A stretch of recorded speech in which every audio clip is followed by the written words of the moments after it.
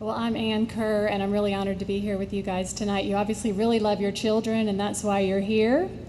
And just to put you at ease, I just want to make you guys feel a little bit better. As uncomfortable as you may feel coming to an event like this, at least you don't live at my house. My husband says he's the only one that he knows who has to talk about porn every night at dinner. So there you go.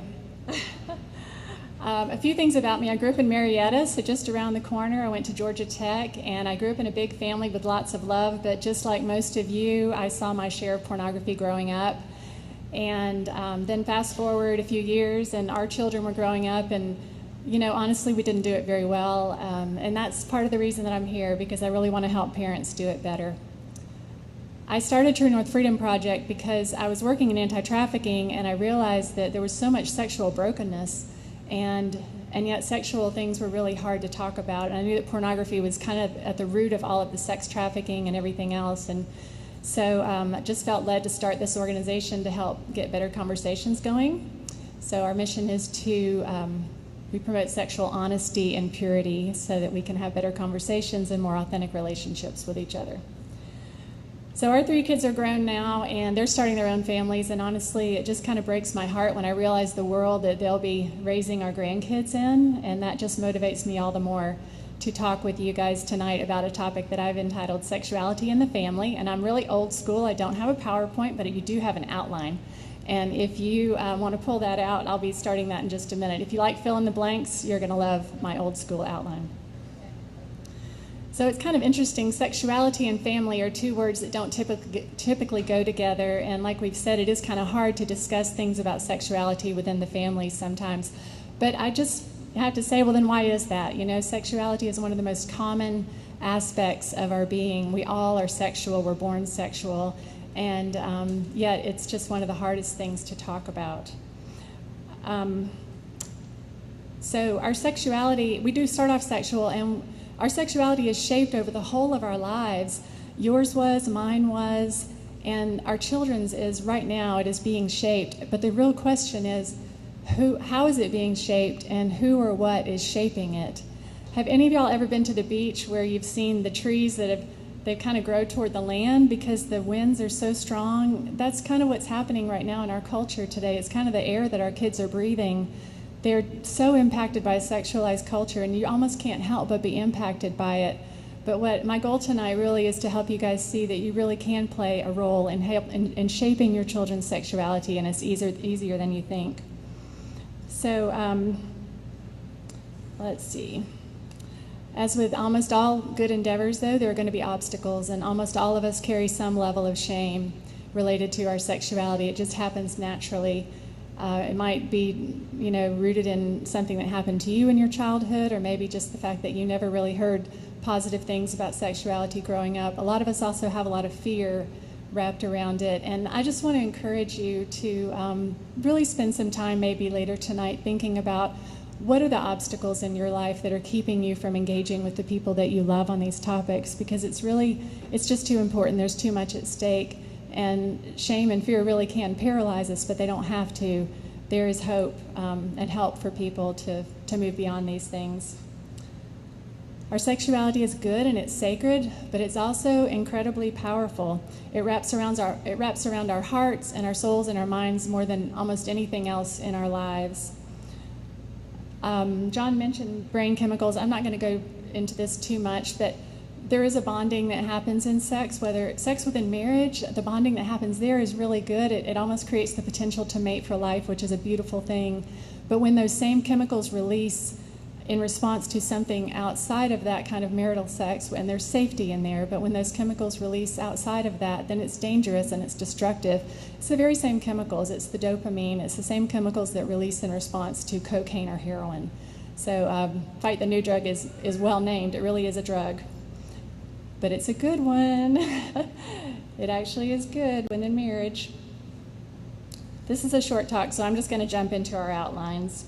Shaping your kid's sexuality is going to involve 3 things. It's going to involve your heart and your mouth and your mind. And so that's my first point. With your heart, I want you to connect with your children. And with your mouth, I want you to inform them. And with your mind, I want you to make good choices to protect them.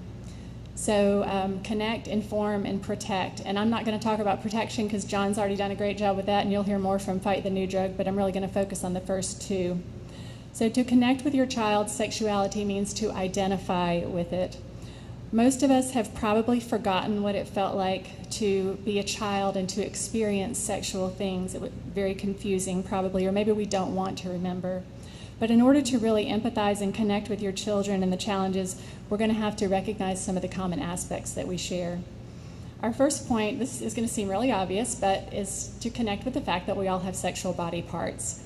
And the important thing, though, is that we name those body parts and that we don't shame them. And sometimes it can feel shameful if parents have funny names for them or if they just won't ever talk about them. But if your children hear you say things like breast or penis or vagina, then they're more likely to talk about those things with you. And especially start this early when they're really, really little, or start it now. The second point is to identify with memories of sexual experiences. And this is called imprinting. And I just learned this in the last few years. But to illustrate this, I just want to ask you a quick question, something to think about. What is your first memory of something sexual? All of us have something, and it's different for everyone. But what happens is you might have seen even something as innocent as an ad in a magazine when you were maybe 5 or 6 years old, or maybe it was something more traumatic like abuse or seeing hardcore pornography. But what happens is in that moment, the brain actually kind of makes a cookie cutter impression of that image. And it's very natural. It's just because we're sexual beings. And sex is something that is very impactful in a life.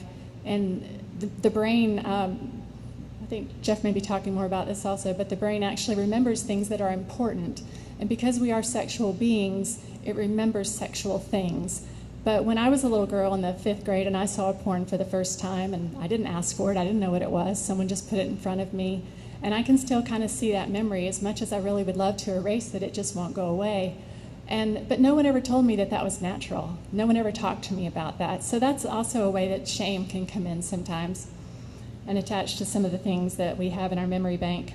So your kids are going to have sexual encounters too. They're sexual beings. They're going to have things impact them. They're going to have things that will imprint on their brains. So that's one way that you can relate to them. One man described seeing porn for the first time as feeling like something woke up inside of him. And that's kind of the way it is, isn't it? We're born sexual, but we don't realize it. And then along the way, we start to experience things, and we sort of begin to realize that we're sexual, but we don't really know what that is yet, because most of the time parents don't talk to us about those things when we're little.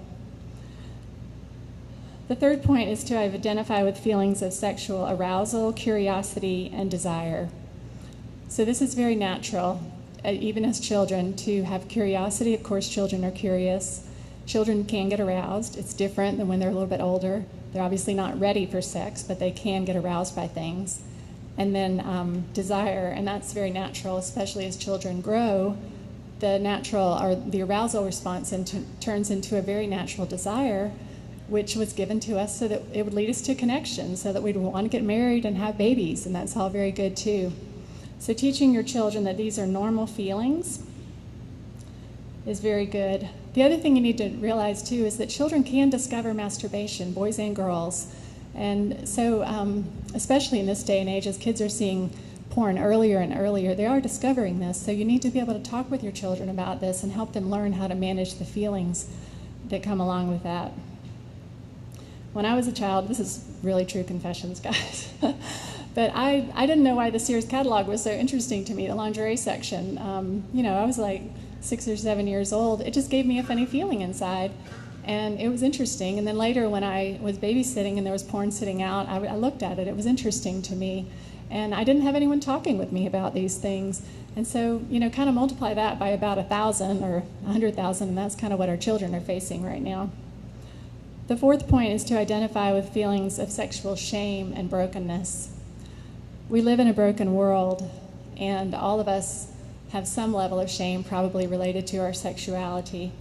But we are not what we have done, and we're not what has been done to us. We all have intrinsic worth, and we need to help our children recognize this and be able to move past any shame that might be related to their own sexuality. If there's anything serious, or if there's abuse or something, obviously you would probably want to get a counselor to help you work through those things. And then the fifth point is to identify with sexual temptations. It's really a struggle to walk in sexual integrity and purity. We're guarding something very sacred, and we live in a very unholy world. So please don't shame your children for being tempted. We all get tempted. Having someone that they really trust and that they can turn to is going to be so helpful for them. And then the final way is just to realize that we all fail at times. And I really want to encourage you as parents, your kids probably have you up on a pedestal. They either think you're perfect or they think that you think you're perfect. And so really model to them what it looks like to apologize, and to when you do fail, then what do you do to restore that relationship? Confession, repentance, asking forgiveness, whatever it might be. But then that will set you up to be someone that they'll be more likely to turn to when they fail. So my goal really is that you would become the kind of person that your kids will turn to when they, instead of hide from, when they experience sexual things. So the next point on the outline is the need to inform your children. And you have information that your children need as they grow up about sex and sexuality. And it's really not that hard. You just have to be consistent. You have to start early or start now. And that's my next point. And when I say start early, I mean 0. No, really, when they're little, you start to, like I said, name body parts and things like that. Find good resources, and then be consistent with short, honest conversations that build over time. We tend to dread the one-sex talk, but really there are so many opportunities along the way to have talks about sex or sexuality with your kids. So that's my next point. The sex talk has to become the sex talks. And there are so many ways. It might be from a book you're reading. It might be from, a school assignment or something else. And these talks might go better if you're not face-to-face. Sometimes it's easier when you're driving in the car or something like that. And I've got to speed along a little bit. But do adopt a policy that you will answer any question that they bring you. Any question. No question is off limits. Give them a short, honest answer, and realize that it takes courage to ask. In the early years, ages 0 to 6, this is where you lay the groundwork, guys. Younger kids still trust you, and for the most part, they still like you. They don't know enough about the world yet to go somewhere else for their answers, so capitalize on this season.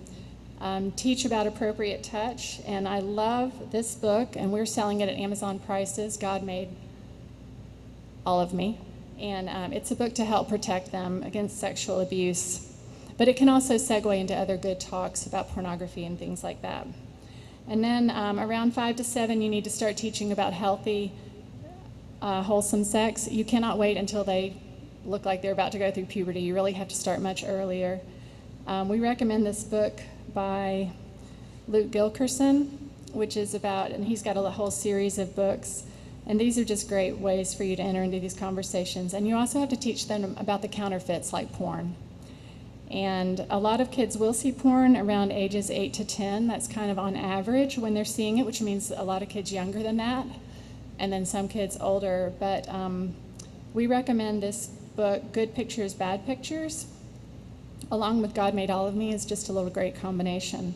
But I also gave you a little script there because kids, this is a very compassionate approach. You need to give them a place in their brain for when they do see porn. Fight the New Drug had something that came out years ago that I read, and they had interviewed teens, and across the board the teens said, I wish my parents had warned me about it, because it really is quite shocking when kids see it for the first time. So this script, some people don't know how precious their bodies are, and they might show them in pictures or videos, and then you could even say, I saw something like that when I was younger, and that's helping you identify with them. And then asking them that question of, have you ever seen anything like this, and just start talking about it more. I'm going to scoot on. If your child really has seen something like this, I just want to encourage you, do no harm, the Hippocratic Oath. First, do no harm. Don't wound them more with your emotions in that moment. Really try to keep a poker face and enter into, just more conversation about it. And then in the teen years, this is when your kids are naturally starting to pull away from you. You may have to backtrack a little bit there. You may have to say, you know what, I'm sorry, we really haven't talked about this very much, but I really want to try to do that now, and how can we do that? What can it look like? And then you might even need to apologize. You might need to say, I'm sorry I wasn't there for you. You probably had to figure out a lot of things on your own, which frankly most of us did, and it didn't go all that well, at least for me. And then just a couple of quick examples. One friend of mine told me that her son, he was about 20, and they had found him looking at porn when he was a teen, and they had had lots of talks about it, and they just began to be more honest about it in their home. And he broke up with his girlfriend, and he just honestly said to her mom, all I want to do is go look at porn. This is a 20-year-old talking to his mom, honestly. And what that says to me is that, you know, he knows that she understands. Porn is very numbing. And so he knew that that was something that could make him feel good when he was really dejected.